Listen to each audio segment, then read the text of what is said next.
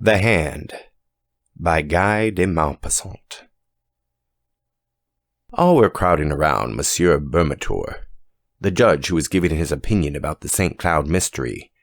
For a month this inexplicable crime had been the talk of Paris.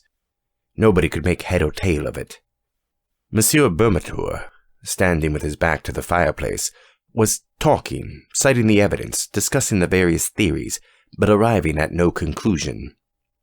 Some women had risen in order to get nearer to him, and were standing with their eyes fastened on the clean-shaven face of the judge, who was saying such weighty things. They were shaking and trembling, moved by fear and curiosity, and by the eager, insatiable desire for the horrible which haunts the soul of every woman. One of them, paler than the others, said during a pause, "It's terrible. It verges on the supernatural. The truth will never be known." The judge turned to her. "True, madam, it is likely that the actual facts will never be discovered. As for the word supernatural which you have just used, it has nothing to do with the matter. We are in the presence of a very cleverly conceived and executed crime, so well enshrouded in mystery that we cannot disentangle it from the involved circumstances which surround it. But once I had to take charge of an affair in which the uncanny seemed to play a part. In fact, the case became so confused that it had to be given up." Several women exclaimed at once, "Oh, tell us about it!" Monsieur Bermator smiled in a dignified manner, as a judge should, and went on. "Do not think, however, that I, for 1 minute, described anything in the case to supernatural influences. I believe only in normal causes. But if, instead of using the word supernatural to express what we do not understand, we were to simply make use of the word inexplicable, it would be much better. At any rate, in the affair which I am about to tell you, it is especially the surrounding preliminary circumstances which impressed me. Here are the facts. I was at the time a judge at Ajaccio, a little white city on the edge of a bay which is surrounded by high mountains. The majority of the cases which came up before me concerned vendettas. There are some that are superb, dramatic, ferocious, heroic. We find there the most beautiful causes for revenge of which one could dream. Enmities 100 years old, quieted for a time but never extinguished. Abominable stratagems, murders, becoming massacres and almost deeds of glory. For 2 years I heard nothing but the price of blood, of this terrible Corsican prejudice which compels revenge for insults meted out to the offending person and all his descendants and relatives. I had seen old men, children, cousins murdered. My head was full of these stories. One day I learned that an Englishman had just hired a little villa at the end of the bay for several years. He had brought with him a French servant whom he had engaged on the way at Marsalis. Soon this particular person, living alone, only going out to hunt and fish, aroused a widespread interest. He never spoke to anyone, never went to the town, and every morning he would practice for an hour or so with his revolver and rifle. Legends were built up around him. It was said that he was some high personage, fleeing from his fatherland for political reasons. Then it was affirmed that he was hiding after having committed some abominable crime. Some particularly horrible circumstances were even mentioned. In my judicial position, I thought it necessary to get some information about this man, but it was impossible to learn anything. He called himself Sir John Roll. I therefore had to be satisfied with watching him as closely as I could, but I could see nothing suspicious about his actions. However, as rumors about him were growing and becoming more widespread, I decided to try and see this stranger myself, and I began to hunt regularly in the neighborhood of his grounds. For a long time I watched without finding an opportunity. At last it came to me in the shape of a partridge, which I shot and killed right in front of the Englishman. My dog fetched it for me, but, taking the bird, I went once to Sir John Roll, and, begging his pardon, asked him to accept it. He was a big man with red hair and beard, very tall, very broad, a kind of calm and polite Hercules. He had nothing of the so-called British stiffness, and in a broad English accent he thanked me warmly for my attention. At the end of a month, we had 5 or 6 conversations. One night, at last, I was passing before the door. I saw him in the garden, seated astride a chair, smoking his pipe. I bowed, and he invited me to come in and have a glass of beer. I needed no urging. He received me with the most punctuous English courtesy, sang the praises of France and Corsica, and declared that he was quite in love with this country. Then, with great caution and under the guise of a vivid interest, I asked him a few questions about his life and his plans. He answered without embarrassment, telling me that he had traveled a great deal in Africa, in the Indies, in America. He added, laughing, "I have had many adventures." Then I turned the conversation on hunting, and he gave me the most curious details on hunting: the hippopotamus, the tiger, the elephant, and even the gorilla. I said, "Are all these animals dangerous?" He smiled. "Oh, no. Man is the worst." And he laughed a good broad laugh, a wholesome laugh of a contented Englishman. "I have also frequently been man-hunting." Then he began to talk about weapons and invited me to come in and see the different makes of guns.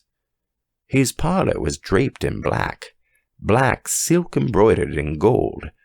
Big yellow flowers, as brilliant as fire, were worked on the dark material.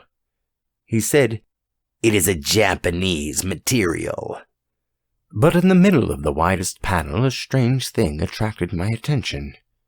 A black object stood out against a square of red velvet. I went up to it. It was a hand, a human hand.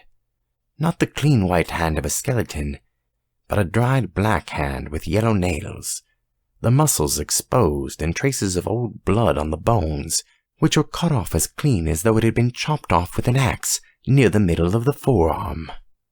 Around the wrist, an enormous iron chain, riveted and soldered to this unclean member, fastened it to the wall by a ring strong enough to hold an elephant in leash.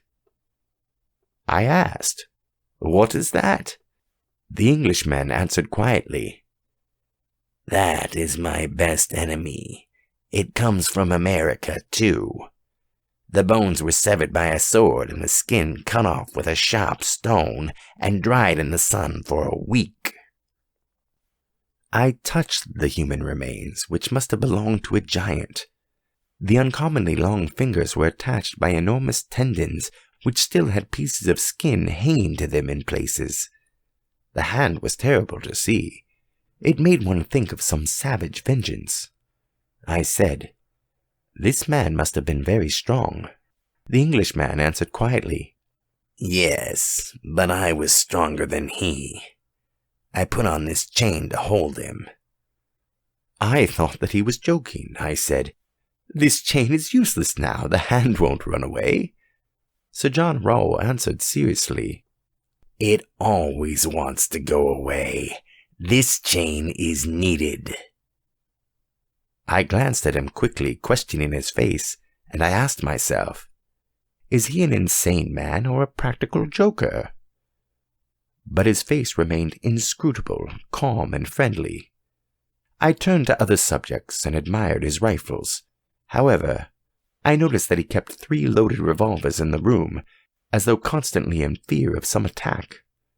I paid him several calls. Then I did not go any more. People had become used to his presence. Everybody had lost interest in him. A whole year rolled by. One morning toward the end of November, my servant awoke me and announced that Sir John Rawle had been murdered during the night. Half an hour later I entered the Englishman's house, together with the police commissioner and the captain of the gendarmes.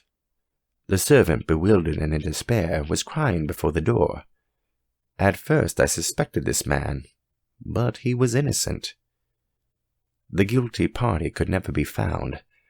On entering Sir John's parlor, I noticed the body stretched out on its back in the middle of the room. His vest was torn, the sleeve of his jacket had been pulled off. Everything pointed to a violent struggle. The Englishman had been strangled. His face was black, swollen, and frightful, and seemed to express terrible fear. He held something between his teeth, and his neck, pierced by 5 or 6 holes which looked as though they had been made by some iron instrument, was covered with blood. A physician joined us. He examined the finger marks on the neck for a long time, and then made this strange announcement. "It looks as though he's been strangled by a skeleton." A cold chill seemed to run down my back, and I looked over to where I had formerly seen the terrible hand. It was no longer there. The chain was hanging down, broken. I bent over the dead man, and in his contracted mouth I found one of the fingers of the vanished hand, cut or rather sawed off by the teeth down to the second knuckle. Then the investigation began. Nothing could be discovered. No door, window, or piece of furniture had been forced. The 2 watchdogs had not been aroused from their sleep. Here, in a few words, is the testimony of the servant. For a month his master had seemed excited. He had received many letters which he would immediately burn. Often in a fit of passion which approached madness, he had taken a switch and struck wildly at this dried hand riveted to the wall, and which had disappeared, no one knows how, at the very hour of the crime. He would go to bed very late and carefully lock himself in. He always kept weapons within reach. Often at night he would talk loudly as though he were quarreling with someone. That night, somehow, he had made no noise, and it was only going to open the window that the servant had found Sir John murdered. He suspected no one. I communicated what I knew of the dead man to the judges and public officials. Throughout the whole island, a minute investigation was carried on. Nothing could be found out. One night, about 3 months after the crime, I had a terrible nightmare. I seemed to see the horrible hand running over my curtains and walls like an immense scorpion or spider. 3 times I awoke. 3 times I went to sleep again. 3 times I saw the hideous object galloping around my room and moving its fingers like legs. The following day the hand was brought me, found in the cemetery on the grave of Sir John Roll, who had been buried there because he had been unable to find his family. The first finger was missing. Ladies, there is my story. I know nothing more. The women, deeply stirred, were pale and trembling. One of them exclaimed, "But that is neither a climax nor an explanation. We will be unable to sleep unless you give us your opinion of what had occurred." The judge smiled severely. "Oh, ladies, I shall certainly spoil your terrible dreams.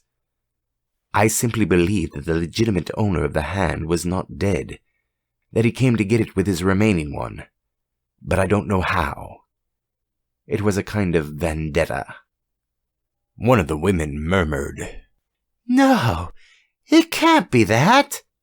And the judge, still smiling, said, "Didn't I tell you that my explanation would not satisfy you?"